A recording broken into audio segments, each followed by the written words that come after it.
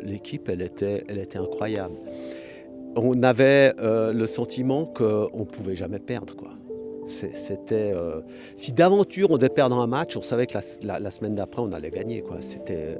Mais on était très forts, très, très complémentaires. On était très joueurs, non, on avait une équipe qui était, on n'avait même pas besoin de réfléchir, quoi. Les choses, elles se faisaient toutes seules, quoi.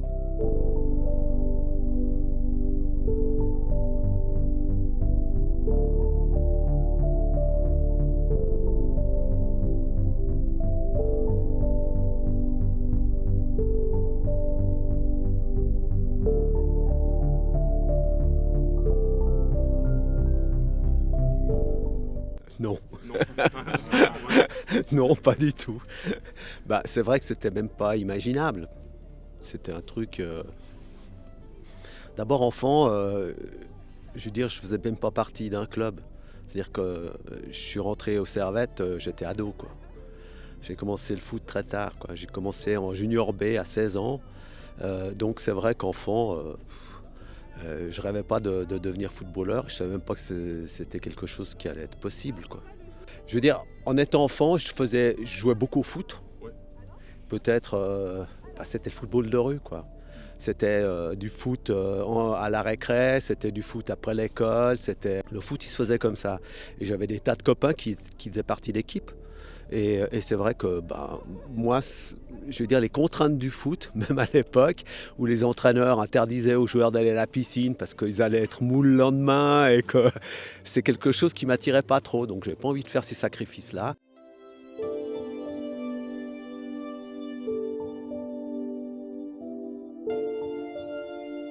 Bah, ça a été très vite, quoi. Ouais. Ça a été très, très vite parce que j'ai fait une année de junior B, 2 ans de junior A, une année d'espoir, enfin de réserve. Ouais.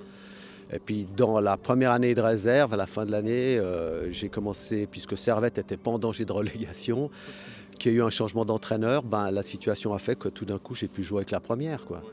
Donc j'ai fait en gros 3 ans de junior et puis après j'étais déjà en première équipe. Ouais, déjà Donc c'est vrai que même là, quand je suis en junior B, je suis bon, dans la sélection genevoise, il y a ces situations-là, mais même là, j'étais pas le meilleur joueur, quoi. On n'était pas là en train de dire ah ouais, Schneider, ça va être une star, c'est sûr qu'il va être en première et tout, pas du tout. Simplement, à chaque fois qu'on m'a demandé de faire un pas supplémentaire, de monter d'un step, eh ben, j'étais capable de le faire et je m'adaptais.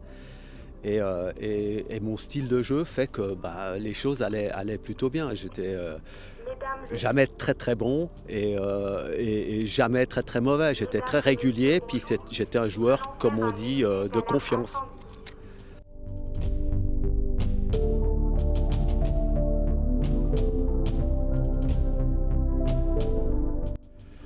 Bah, je dirais que Peter, c'était le Vienne ensuite, parce que moi j'ai eu la chance de rentrer en première équipe parce que c'est Sunderman qui est arrivé. Et puis Sunderman, c'était un entraîneur-joueur, et c'est vrai que ben il a mis de côté tous les anciens, quoi. Puis il y avait du lourd, quoi. Il y avait des Georges Perrou qui étaient en équipe nationale, un contrat qui ne s'est pas renouvelé. Il y a eu l'arrêt Perrou qui est devenu ensuite sur le plan européen l'arrêt Bosman. Donc c'est vrai que c'est grâce à un entraîneur comme Sunderman que j'ai pu entrer dans la première équipe. Suivant l'entraîneur qui aurait été en place à ce moment-là, ben, j'aurais peut-être jamais fait de carrière de foot parce que, je veux dire, les choses ne se seraient pas passées sous cette forme-là. Les entraîneurs, je dirais les entraîneurs en général, quand ils ont beaucoup d'expérience, ils ont aussi envie de s'appuyer sur des joueurs d'expérience.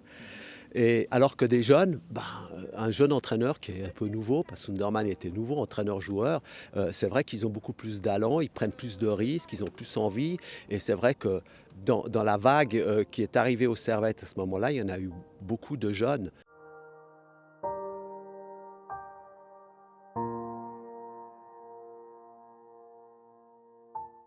Ouais, ben, je dirais que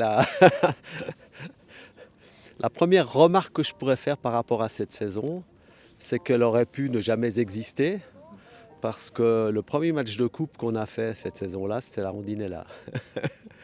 Et la Rondinella, aujourd'hui, tout le monde en parle encore comme si Servette avait perdu, mais à la Rondinella, on a gagné, quoi.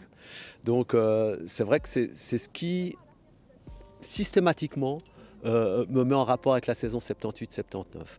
Après, c'est vrai que c'est une saison où l'équipe, elle était incroyable. On avait le sentiment qu'on ne pouvait jamais perdre, quoi. C'était, si d'aventure on devait perdre un match, on savait que la semaine d'après on allait gagner, quoi. Mais on était très forts, très très complémentaires. On était très joueurs. On avait une équipe qui était, on n'avait même pas besoin de réfléchir, quoi. Les choses, elles se faisaient toutes seules, quoi. C'était bien. Et ça, c'est sans doute grâce à Passmandy et aux entraînements qui étaient aussi très axés sur le jeu, quand même. On est dans un contexte où tout d'un coup, on se dit rien ne peut nous arriver, quoi. Et c'est vrai que c'est effectivement le cas, quoi. En finale de Coupe de Ligue, on se retrouve, avec des joueurs qui sont, on n'arrive même pas avec la hargne ou je ne sais quoi. On arrive avec une telle confiance et ça roule, ça tourne, le ballon il circule, on arrive à rigoler sur le terrain, quoi. C'est le genre de truc où on fait la mise en jeu à la mi-temps et où Barberis tout d'un coup il dit couvrez-moi derrière. Le premier qui vient vers moi, je lui la mets entre les jambes. Ben, vous imaginez, qu'est-ce qui se passe? On fait la mise en jeu à balle, il passe la ballon comme ça parce qu'à l'époque on était obligé de passer devant la ligne médiane. Il y a Ernie Mason qui arrive comme un sauvage. Bertin, il fait une petite feinte, il lui la met entre les cannes et évidemment toute l'équipe derrière. Oh mort de rire. C'est des anecdotes, mais c'est vrai que c'est des choses qui sont vraiment extraordinaires, quoi. Et c'était ça. La saison 78-79, c'était vraiment comme ça qu'on l'a ressenti.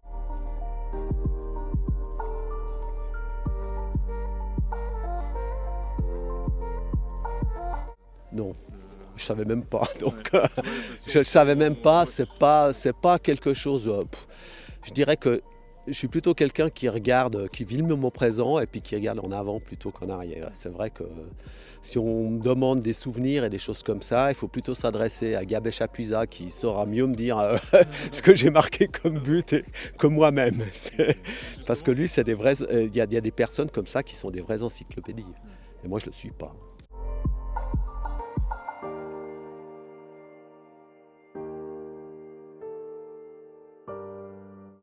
Je ne le recherchais pas forcément, mais c'est vrai que j'avais un certain sens du but. Et c'est vrai que il y a même une année où j'ai été presque meilleur buteur en Suisse. J'avais, je crois, marqué 20 buts ou un truc comme ça, sans tirer les pénaltys, ce qui était assez extraordinaire. Mais c'est vrai que je courais beaucoup, je sentais le jeu et j'arrivais à me placer de telle façon que je marquais souvent aussi parce que je travaillais mentalement. Ça ne se faisait pas trop forcément à l'époque. Et c'est vrai que moi, je faisais un peu de relaxation et des choses comme ça. Et je visualisais ces situations où tout d'un coup, on se retrouve seul devant le gardien ou des choses comme ça. Et c'est vrai que je ne me mettais pas dans des situations de stress, quoi. Je précipitais pas le dernier geste.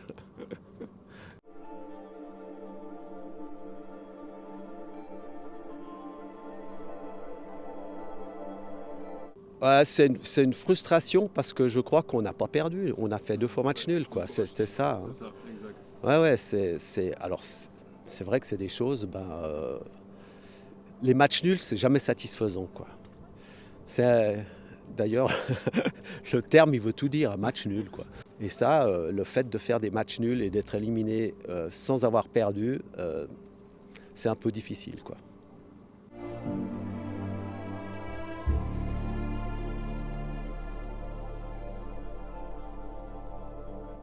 Je pense, oui.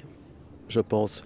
Je veux dire, la Suisse, c'est quand même avant tout la Suisse alémanique. En tout cas, à l'époque, c'était la majorité. Les entraîneurs, souvent de ce côté-là aussi. Et c'est vrai que quand tout d'un coup, on était en confrontation, nous, en qualité de joueur roman, en concurrence avec un joueur suisse-allemand, c'était souvent suisse-allemand qui était pris à notre place.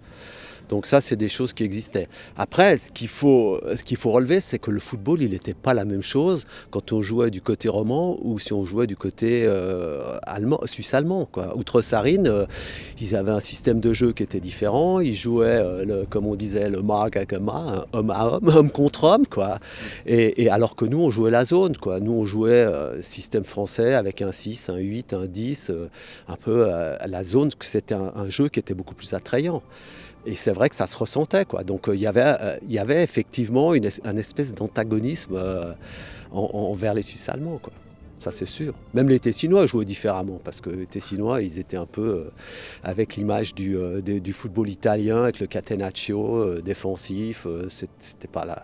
On le ressentait vraiment, quoi.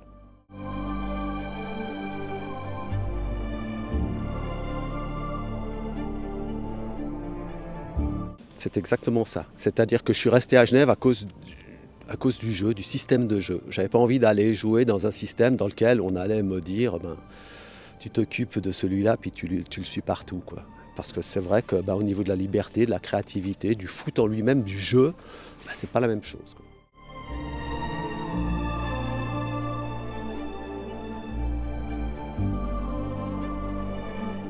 Alors moi j'ai commencé, j'ai côtoyé Valère, hein, parce que lui il arrivait en fin de carrière et moi je débutais.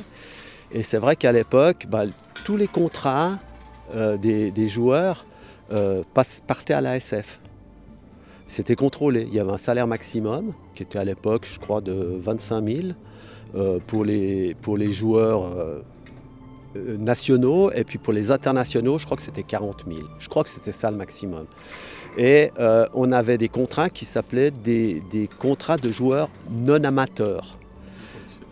Donc le fait d'être non amateur fait qu'on devait soit avoir un travail à côté, soit on était étudiant.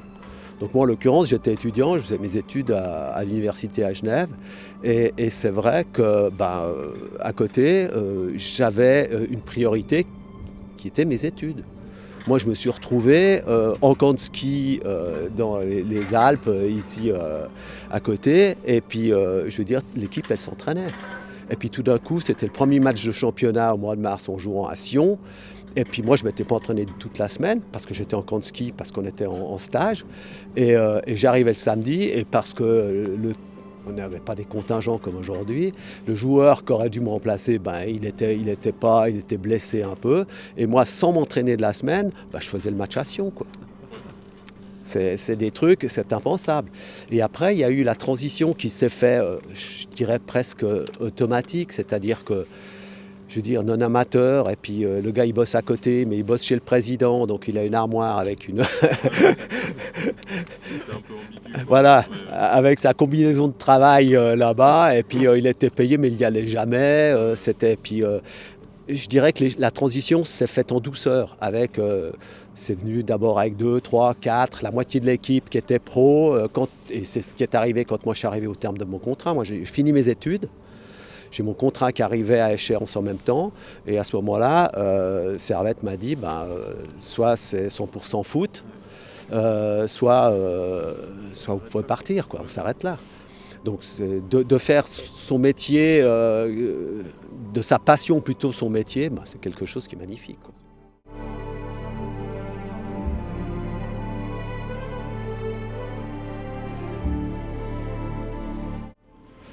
Ça se fait naturellement. Après, on a aussi tendance à le banaliser un peu, hein. C'est vrai que moi, la finale qui m'a peut-être le plus marqué et pour laquelle j'ai été le plus déçu, non, c'est pas vrai, il y en a deux. Il y a la dernière et la première. La première contre Zurich, où on perd 1-0, c'est vrai que c'est une finale où, je veux dire, de voir le stade de Wankdorf comme ça, plein de voir, c'est quelque chose qui était énorme, quoi. D'arriver et puis de voir au balcon, en arrivant à Berne, les gens avaient mis des grands drapeaux de Servette, je veux dire, c'est des choses qu'on ne voyait pas. Et ça, c'était exceptionnel parce que c'était la Coupe Suisse. Et puis après la dernière, parce que c'est vrai qu'à la rigueur, que la dernière coupe, c'était l'avant-dernier match que je jouais au Servette.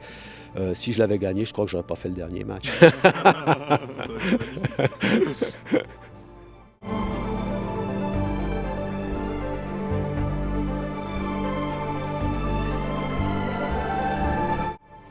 C'était un stade qui était extraordinaire parce que le public il était très proche. En plus, il y avait du monde, quoi. il y avait, je veux dire, la différence, c'est qu'il il y avait des places debout, enfin, la pelouse et puis les tribunes. Et c'est vrai que la majorité des spectateurs, ils étaient aux pelouses, quoi. Et ces gens-là, ils étaient proches. Et quand on regarde les images, c'est d'ailleurs assez impressionnant parce qu'on se disait, mais on mettait 30 000, 25 000 au Charmy. On se disait, mais c'est impressionnant, quoi. C'est quelque chose. Et on voit que des têtes. Alors qu'aujourd'hui, avec les places assises, ben forcément, les gens, ils prennent plus de place, quoi. C'est tout à fait différent. Et cette ambiance qu'on pouvait avoir, c'était quelque chose d'extraordinaire. Ça, je me rappelle. Des choses qui sont exceptionnelles avec... alors bon, maintenant, c'est aussi la même chose, les routes sont fermées, etc. Mais à l'époque, quand il y avait un match au Charmy, je veux dire, depuis la gare, on voyait les gens qui montaient à pied, quoi. La route de Lyon, elle était fermée, tout le monde se déplaçait à pied, c'était...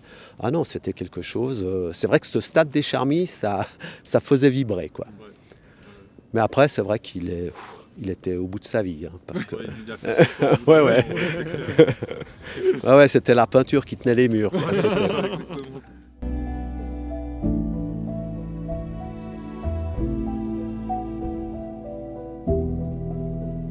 Le travail qui a été effectué, surtout post-faillite, parce que Servette a vraiment connu un passage qui a été très difficile, quoi.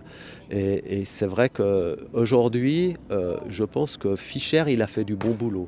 Même si je ne suis pas d'accord sur toute sa politique, le résultat, il est indiscutable, quoi. Je veux dire, il réussit à faire quelque chose qui est bon.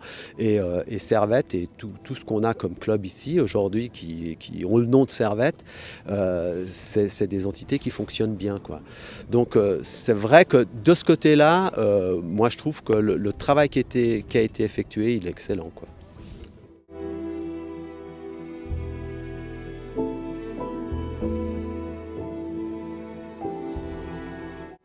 Ponctuellement, ou bien quand je vais au stade, tout d'un coup, on peut se voir, on peut discuter, on peut se croiser un peu. Mais autrement, non, il n'y a pas...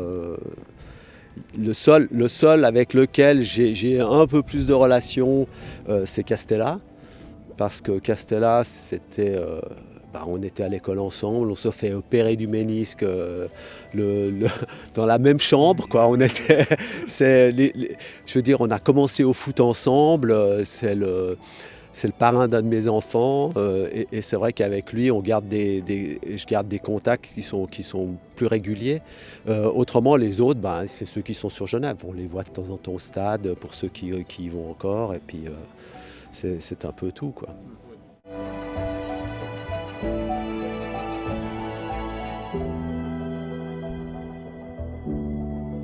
Non, il y en a une, mais j'ose même pas la dire. Et c'est vrai que Michel, c'était un fou furieux, quoi. Et c'est quelqu'un qui a réussi à faire pipi sur le terrain, au milieu du stade, en plein échauffement. Vous dire comment? Ça reste secret. Non, c'est facile à dire. Il a fait du stretching comme ça, de côté. Et puis, à l'époque, les shorts, ils n'arrivaient pas jusqu'en bas. Donc, il était comme ça, et puis il en a profité. Mais c'est du ranquin tout craché, quoi. C'est une des anecdotes. Bon, elle est limite, mais elle passe quand même.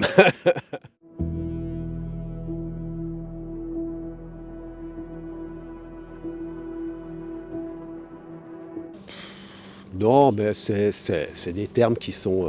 Bon, après, quand on regarde l'histoire, c'est vrai que forcément, en ayant fait 15 ans dans le club, à quelque part, ça marque. Aujourd'hui, on aurait tendance à le dire. D'ailleurs, j'ai un copain avec qui je joue au golf qui, chaque fois, quand il m'approche, la première chose qu'il dit, ah, Marc, la légende. Donc, peut-être qu'il y a un peu de ça derrière, mais ouais. Je dirais, c'est l'air du temps aujourd'hui, de vouloir essayer de glorifier un peu les gens.